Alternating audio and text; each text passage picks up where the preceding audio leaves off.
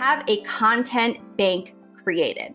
Okay, this may be something that you've heard people talk about before, but let me explain to you from my viewpoint what a content bank is, how it helps us, and how you can create one as a bridal hairstylist or as a bridal makeup artist. Because myself, as a coach, what I create for a content bank is going to be a lot different than what you would be if you are actively marketing to brides. So I want to talk about as a hairstylist, as a makeup artist, somebody speaking to the general public, talking to brides. What kinds of things can you create in a content bank so when you aren't ready to show up and hop on your stories or do an Instagram live or film some reels, what can you have in place that's going to appeal to them?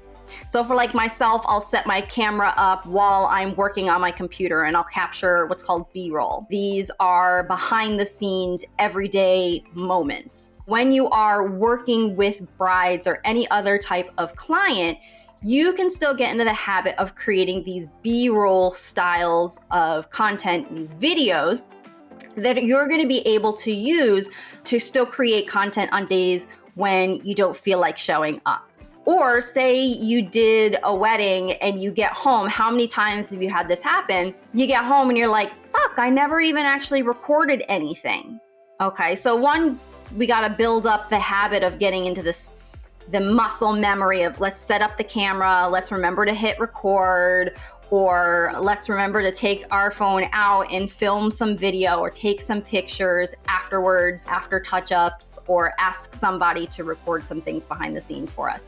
Building up that muscle is one side of the process, but having some things kind of already sitting on your camera roll and understanding how to leverage those things is like, okay, I didn't get that done on this wedding, but I have some stuff that I filmed at other weddings, so I'm not missing stuff.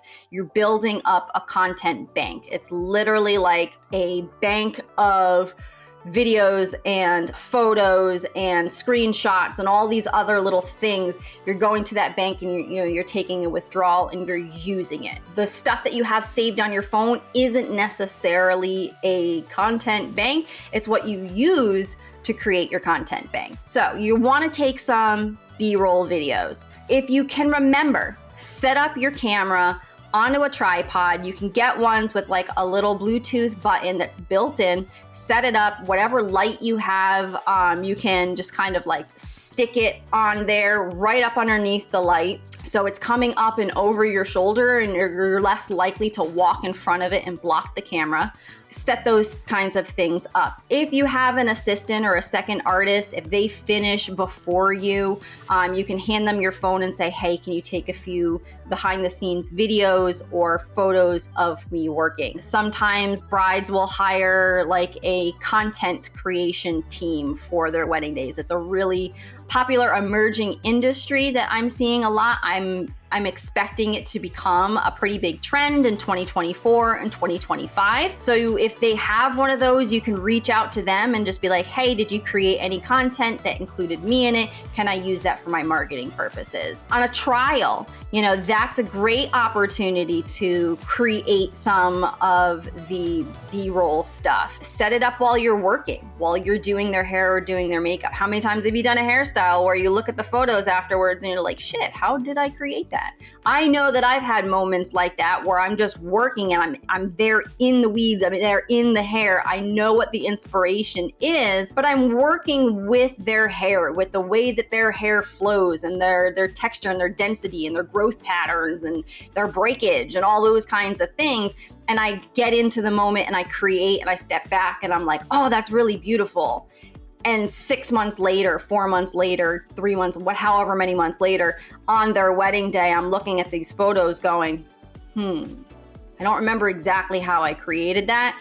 Get into the habit of creating videos for yourself. If it's not a style that you do over and over and over again, particularly if you're a new artist. I wish I had thought of this when I was at the beginning of my career. Just filming my trials to help me remember what I did. And then you can just take little clips. You can take little bits and pieces.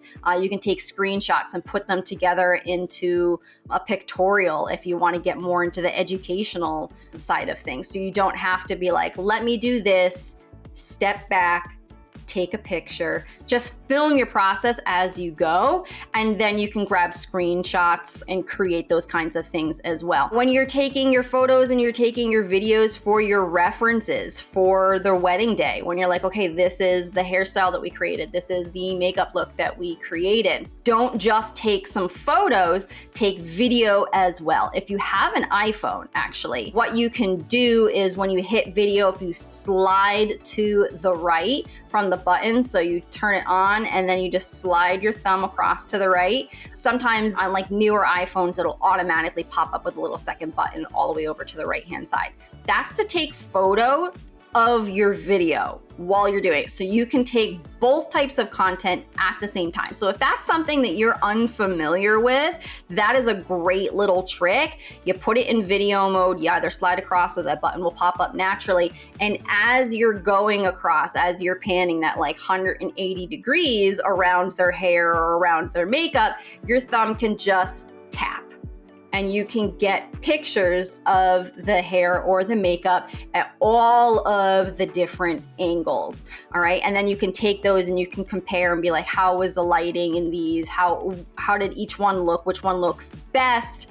Whatever. What did you see in the background that maybe the head was in front of, now that crops out? Those kinds of things. I do that a lot on wedding days in busy situations where there's a lot of things kind of going on in the background. I don't want to put it into portrait mode. I have an app that can blur the background, but I'm just doing video and I'm just snapping pictures as I go. And then I can look at it and be like, okay, where does the hair or where does the face kind of block out a lot of what's going on in the background to make the blurring a little bit more seamless rather than having everything be superposed all the time. So different types of things like that. You're taking and you're building a habit of, I'm going to create multiple kinds of shots. You could also just start getting into the habit of creating little clips of everyday life. If you want to talk about how thankful you are for your clients and how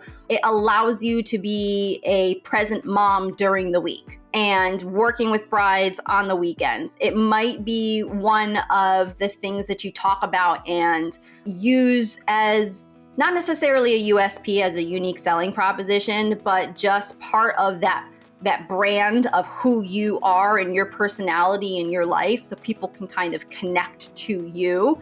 You're a mom, your family, the things that you appreciate about your business, and kind of link all those types of things together, whether it's in a reel or a caption or whatever. Take videos of you doing things with your kids. All right. One, they make great behind the scenes things or like B-roll content reels, but also they make great snapshots to put into your stories. So get into the habit of creating little clips. What are you doing right now? Why does what you're doing right now relate back to your business? Like just sitting there and taking videos of you drinking your coffee or taking pictures of what you ate for lunch or whatever.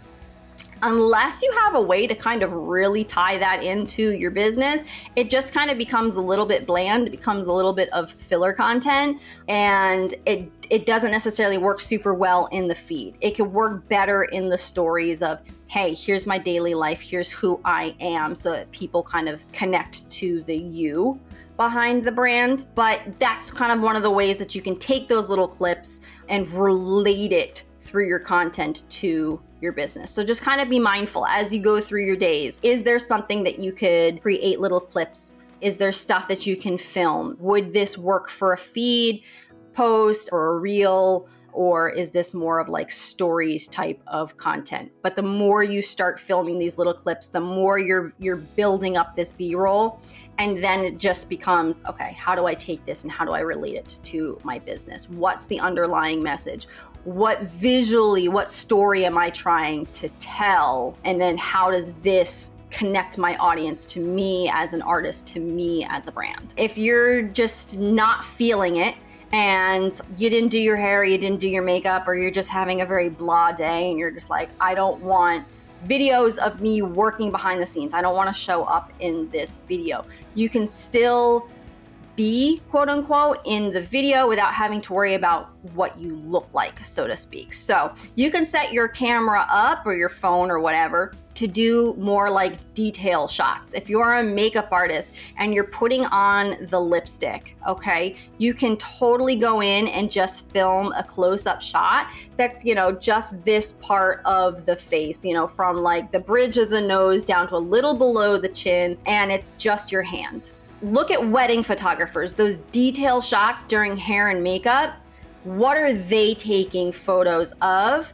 Think of those types of things, and you can create little moving images that could be the background for a reel.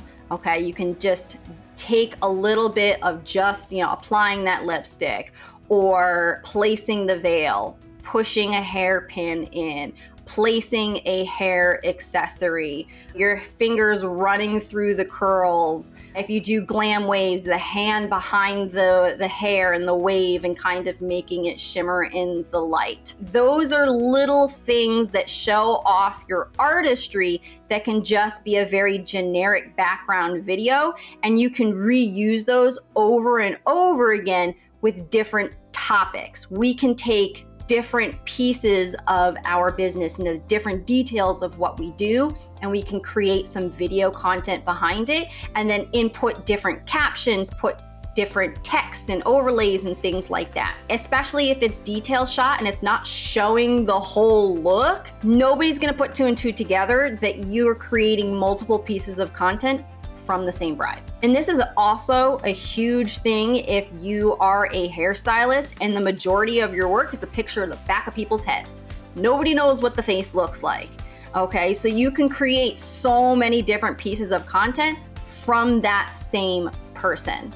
All right, trowels, again, are a huge opportunity to leverage. You can take some video of them in whatever they're wearing, and then you could have like a white strapless tube top kind of thing that they can put on, and you could pose them in one particular spot in your studio or in your space, and that be like your content creation area. But while you're working or whatever they're normally wearing or whatnot, you can do some detail shots, all those kinds of things. So when you create this bank, this backlog of all of these things to pull from, you could go for 6 months without ever really showing your face on camera or having to create new content with your face on camera. So when you are feeling up to it, then you can sit down and you can actually do face-to-face kind of stuff, and you're in the right mindset, you're in the right headspace, you feel good, your energy is gonna come across a lot better. So thank you so much for joining me on today's conversation. I will see you back next week